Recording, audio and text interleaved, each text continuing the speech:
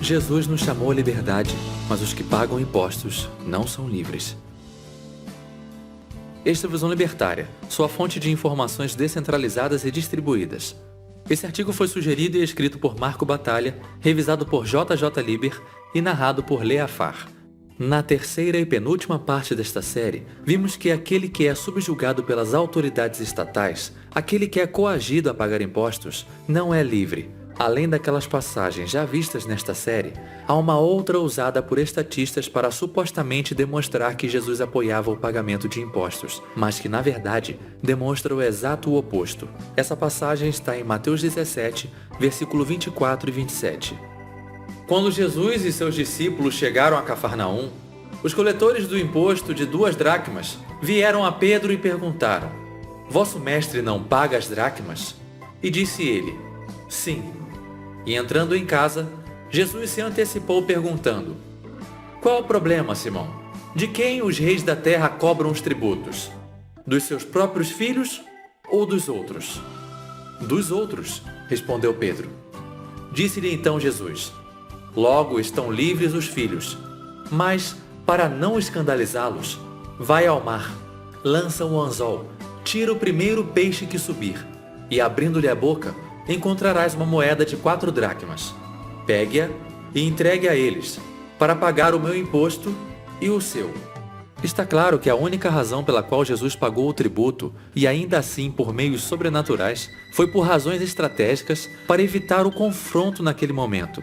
Ele deixa bem claro que aqueles que pagam impostos não são livres. Se os filhos dos reis mundanos são livres porque não pagam impostos, logo, quem paga não é livre. Isso implica que Jesus necessariamente é contra os impostos, já que uma das principais razões pelas quais Jesus veio à Terra foi para nos libertar, dando ênfase aqui principalmente na parte em que ele diz: "Para não escandalizá-los, vá ao mar, lance o anzol e tire o primeiro peixe que subir, e abrindo-lhe a boca, encontrarás uma moeda de 4 dracmas." Lembrando, pagamento de impostos com o objetivo de não escandalizar ou não criar um problema maior para o seu próprio indivíduo. Jesus diz com todas as letras que veio nos libertar. Dessa forma, podemos ler em Lucas capítulo 4, versículo 16 e 21 o seguinte: "E chegando a Nazaré, onde fora criado, entrou na sinagoga num dia de sábado, segundo o seu costume, e levantou-se para ler. E foi-lhe dado o livro do profeta Isaías. Abriu o livro e achou o lugar em que estava escrito: O Espírito do Senhor está sobre mim, porque Ele me ungiu para pregar as boas novas aos pobres. Ele me enviou para proclamar a liberdade aos presos e a recuperação da vista aos cegos, para libertar os oprimidos e proclamar o ano da graça do Senhor." Então ele fechou o livro, devolveu-o ao ministro e assentou-se. Na sinagoga, todos tinham os olhos fitos nele. Então ele disse: "Hoje se cumpriu a escritura que vocês acabaram de ouvir." Aí temos que o próprio Jesus disse que ele veio para proclamar a liberdade aos presos e para libertar os oprimidos. E ele também disse que aqueles que pagam impostos não são livres. Obviamente não só no sentido espiritual, mas a liberdade plena, a liberdade da alma, do corpo e do espírito. Nós, escravos do Estado, somos os presos. Os apóstolos originais entenderam que uma das principais razões pelas quais Jesus veio à Terra foi para nos chamar à liberdade. Assim, Tiago nos aconselha em sua carta: "Mas o homem que observa atentamente a lei perfeita, que traz a liberdade, e persevera na prática dessa lei, não esquecendo o que ouviu, mas praticando, será livre, será feliz naquilo que fizer. Falai e agi como quem vai ser julgado pela lei da liberdade." Da mesma forma, Pedro escreve: "Vivei como pessoas livres, mas não usai a liberdade como desculpa para fazer o mal. Vivam como verdadeiros servos de Deus." Assim como os apóstolos originais, Paulo escreve: "Fostes comprados pelo mais elevado preço. Não vos torneis escravos de homens. E, porque sois filhos, Deus enviou os vossos corações o Espírito de seu Filho. Assim, já não é mais escravo, mas filho. E se és filho, é também herdeiro de Deus por Cristo. Foi para a liberdade que Cristo nos libertou. Portanto, permaneceis firme e não vos deixais submeter novamente a um jugo de escravidão." E citando a regra áurea de novo, e dizendo que toda a lei se cumpre nela, Paulo escreve: "Porque vós, irmãos, fostes chamados à liberdade. Não useis então da liberdade para dar ocasião à carne, mas servi-vos uns aos outros pelo amor. Porque toda a lei se cumpre numa só palavra, que é: amarás ao teu próximo como a ti mesmo. Como exposto nessa série, demonstramos claramente que os governos mundanos estão firmemente sob o controle de Satanás. Ele é o senhor deste sistema de governo estatal, em que sociopatas sedentos por poder dominam nossa existência e se eximem de todos os padrões de decência que seria esperado de um estranho qualquer. Todavia, este sistema demoníaco de controle estatal não durará para sempre. A Bíblia é bem clara e explícita sobre o que o juízo final diz respeito. O anticristo virá para fortalecer os governos durante os últimos dias, criando pela primeira vez na história da humanidade um governo mundial, cuja existência será permitida por Deus apenas por um curto período. Esse governo mundial será o cúmulo da essência do que os estados representam. Será o governo mais diabólico que os estatistas criarão, controlando todos os aspectos de nossa existência e eliminando todos aqueles que não se submeterem, com genocídios em escala nunca antes vista. A segunda vinda de Cristo será o exato oposto disso. Ele virá para abolir e aniquilar todas as formas de governos coercitivos deste mundo, incluindo seus respectivos governantes.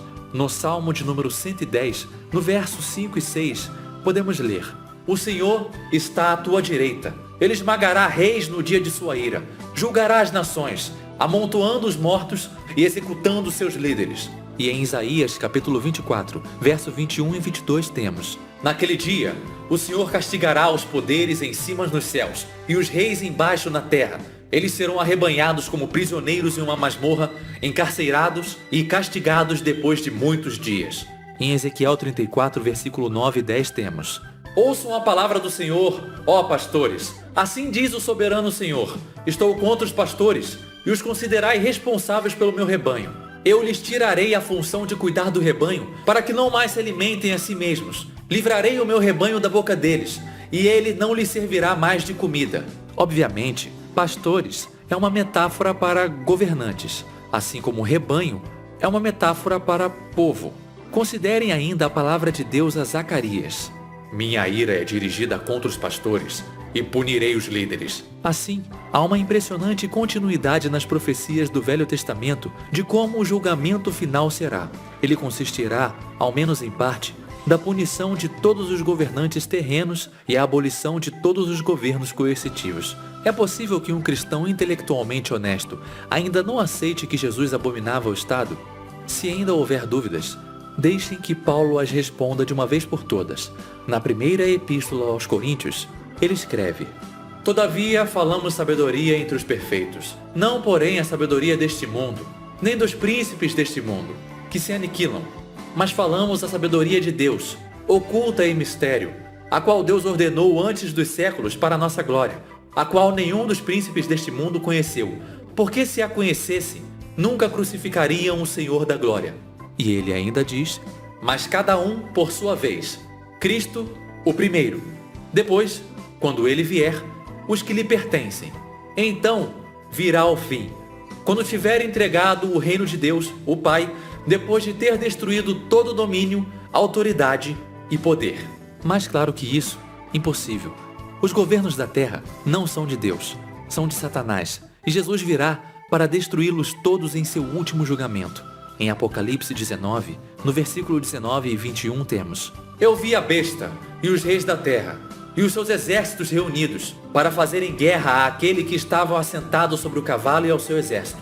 E a besta foi presa, e com ela o falso profeta, que diante dela fizeram os sinais, com o que enganou os que receberam o sinal da besta e adoraram a sua imagem. Estes dois foram lançados vivos no lago de fogo que arde com enxofre, e os demais foram mortos com a espada que saía da boca do que estava sentado sobre o cavalo, e todas as aves se fartaram das suas carnes. Nessa passagem, os ademais, que a última frase menciona, são os reis da terra e seus exércitos. E assim, aprendemos tanto no Velho quanto no Novo Testamento qual será o destino dos governantes mundanos durante o julgamento de Deus. E tudo isso demonstra de forma irrefutável a oposição de Deus a essa engrenagem satânica chamada Estado. O reino de Deus não se parecerá em nada com estes governos estatais. Ao contrário, será diametricamente oposto a qualquer governo coercitivo que tenha existido na Terra. Podemos dar a Deus nosso amor, e o amor não é algo que pode ser imposto. O amor verdadeiro é sempre voluntário, como escrito em Salmos 110, versículo 3. Teu povo será voluntário no dia do teu poder. O quão diferente é isso dos governos mundanos que temos hoje, não? Todos eles se mantendo graças ao roubo, à extorsão, à violência, a ameaças. E é sempre bom lembrar que desde o princípio, até mesmo na sociedade de Israel, não era da vontade de Deus que houvesse um rei carnal, um rei humano, liderando o povo. Mas os antigos israelitas, no auge de sua gadosidade, pediram um rei. E mesmo com o profeta Samuel avisando que um rei não seria bom, eles ainda assim queriam ter um rei carnal e um rei humano. E é bom lembrar que esse foi o maior erro das tribos de Israel. Com o estabelecimento do reino de Deus, a humanidade ficará livre deste satânico sistema de servidão a que hoje está submetida. Se o Estado é o caminho da servidão, Cristo é o caminho da liberdade. Ele veio para nos mostrar como podemos nos libertar. Quando Cristo nos deu a regra áurea, uma outra formulação do princípio libertário da não agressão, ele nos mostrou esse caminho. Neste aumento particularmente difícil em que as potestades do mal destroem todas as nossas liberdades, devemos mais do que nunca nos lembrar do exemplo que Cristo nos deu. Assim, não nos esqueçamos do que ele disse em João 16:33. Tenho-vos dito, para que em mim tenhais paz.